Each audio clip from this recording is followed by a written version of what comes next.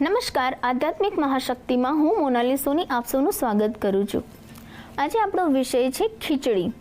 ખીચડીને અલગ અલગ જ્યોતિષશાસ્ત્રની દ્રષ્ટિએ આપણે ગ્રહો સાથે પણ જોવામાં આવે છે, કારણ કે જે ખીચડી છે તે વિભિન્ન ગ્રહો સાથે સાંકળીને જો બનાવવામાં આવે તો તે પણ જ્યોતિષશાસ્ત્રની દ્રષ્ટિએ આપણને વિશેષ લાભ અર્પણ કરી શકે છે। જ્યારે આપણે ખીચડી બનાવીએ છીએ અને તેમાં પણ ખાસ રીતે જો જ્યોતિષશાસ્ત્રની દ્રષ્ટિએ જો ખીચડી બનાવવામાં આવે તો તે આપણા 9 ગ્રહોને બેલેન્સ કરે છે, તેનું આપણને યોગ્ય ફળ પ્રાપ્ત કરાવે છે અને સાથે સાથે આયુર્વેદની દ્રષ્ટિએ પણ યોગ્ય રીતે આપણને લાભપ્રદ છે। જે ખીચડી જે છે તેમાં વપરાતું દ્રવ્ય એટલે કે ચોખા, જેને શુક્ર સાથે સંબોધવામાં આવે છે, અને સાથે સાથે જે ખીચડીમાં આપણે પાણી નાખીએ છીએ તે જળ એટલે કે ચંદ્રમા। ખીચડીમાં વપરાતી જે દાળ જે છે તેને આપણે અલગ અલગ રીતે ગુરુ, રાહુ, કેતુ અને શનિ સાથે સંબોધીએ છીએ। તો વિવિધ રીતે ખીચડીને જ્યોતિષશાસ્ત્રની દ્રષ્ટિએ જો બનાવવામાં આવે તો ચોક્કસથી આપણો ગ્રહ પણ મજબૂત થઈ શકે છે। જ્યારે ખીચડી જે છે આપણે આયુર્વેદની દ્રષ્ટિએ પણ જોવા જઈએ તો તેને આરોગવી ખૂબ જ સલાહભરી છે। જ્યારે પણ આપણને કોઈ પણ એવી માંદગી આવી ચડે છે, તાવ, કફ, શરદી, ઉધરસ, કોઈ પણ બીમારીમાં ડૉક્ટર દ્વારા પણ આપણને ખીચડી ખાવાની સલાહ આપવામાં આવે છે, કારણ કે આયુર્વેદની દ્રષ્ટિએ જોવા જઈએ તો ખીચડી જે છે તે આપણા શરીરના જે વાત, પિત્ત અને કફ જે દોષ છે તે ત્રિદોષને શાંત કરે છે અને તેને સંતુલિત બનાવે છે। માટે આપણને ચિકિત્સક દ્વારા પણ ખીચડી ખાવાની સલાહ આપવામાં આવે છે। મેડિકલ એસ્ટ્રોલોજી પ્રમાણે પણ જો આપણે વાત કરીએ તો આપણા શરીરના જે ત્રિદોષ છે તેમાં પણ જે આપણો પિત્ત દોષ જે છે તે એસ્ટ્રોલોજી મારફતે આપણે જોવા જઈએ તો તે સૂર્યના કારણે થાય છે। સૂર્ય ક્યાંક અશુભ ફળ આપતો હોય કે તેના લીધે જો કોઈ દોષ થાય તો તે છે પિત્ત દોષ। માટે જ્યારે આપણે ખીચડીમાં હળદરનો ઉપયોગ કરીએ છીએ તો તે આપણા પિત્ત દોષને શાંત કરે છે, કારણ કે હળદરમાં એન્ટીબેક્ટેરિયલ ગુણ હોય છે। મેડિકલ એસ્ટ્રોલોજી મુજબ જો આપણે વાત કરીએ તો જ્યારે આ હળદર જે છે તે એન્ટીબાયોટિક્સનું કામ કરે છે, અને એન્ટીબાયોટિક્સ એટલે કે હળદરમાં એક એવો ગુણ છે કે જે તમારા શરીરના બેક્ટેરિયાને નાશ કરે છે। અને જ્યારે તમારા જે શરીરના ત્રિદોષની વાત કરીએ તો જે પિત્તનો દોષ થાય છે તે સૂર્ય સંબંધિત દોષ માનવામાં આવે છે। જ્યોતિષશાસ્ત્ર મુજબ જ્યારે કોઈ પણ વ્યક્તિના શરીરમાં પિત્ત દોષ વધી જાય છે ત્યારે એવું કહી શકાય કે ક્યાંક ને ક્યાંક વ્યક્તિને સૂર્યમાં અને મંગળ સંબંધિત કોઈ સમસ્યા છે, તેના કારણે વ્યક્તિમાં પિત્ત દોષનું પ્રમાણ વધે છે।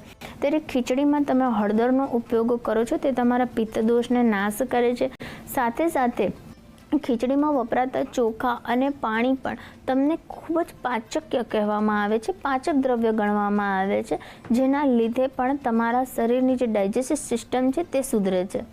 આગળ જ્યારે વાત કરીએ તો ખીચડીમાં જ્યારે આપણે અલગ અલગ પલ્સીસ, અલગ અલગ દાળનો જે ઉપયોગ કરીએ છીએ તેમાં પણ નિયમિત જો બુધવારના દિવસે તમારા જે આખા મગ છે તેને પલાળીને ત્યારબાદ તેની ખીચડી જો તમે ખાઓ છો, સાથે સાથે આ ખીચડી થોડી થોડી તમે પક્ષીઓને ચણ નાખો છો તો પણ જો તમને વ્યવસાય સંબંધિત કોઈ તકલીફ છે અથવા તો તમારા વ્યવસાયમાં તમે પ્રગતિ નથી કરી શકતા, તમારા કરિયરમાં ક્યાંક ને ક્યાંક તમે અટકાવ છો, કોઈ પરીક્ષામાં તમે પાસ નથી થઈ શકતા, તો જો બુધવારના દિવસે આ ઉપાય કરી લેશો તો ચોક્કસથી તમને ખૂબ જ ઝડપથી સફળતા પ્રાપ્ત થશે।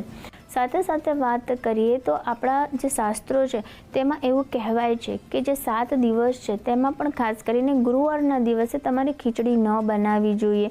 કોઈ પણ એવા શુભ તિથિ કે શુભ દિવસોએ આપણે ખીચડી નથી બનાવતા, જેમાં ખાસ કરીને 14 છે, અમાસ છે, પૂનમ છે, બેસતો મહિનો છે, રવિવારનો દિવસ છે, મંગળવારનો દિવસ છે કે ગુરુવારનો દિવસ છે, આવા દિવસોએ આપણા શાસ્ત્રોમાં કહેવામાં આવ્યું છે કે ખીચડી ન બનાવવી જોઈએ। આપણા શાસ્ત્રોમાં પણ ઉલ્લેખ માનવામાં આવ્યો છે કે ગુરુવારના દિવસે તમારે ખીચડી ન બનાવવી જોઈએ, કારણ કે ગુરુવાર ભગવાન વિષ્ણુનો દિવસ છે, બૃહસ્પતિનો દિવસ છે।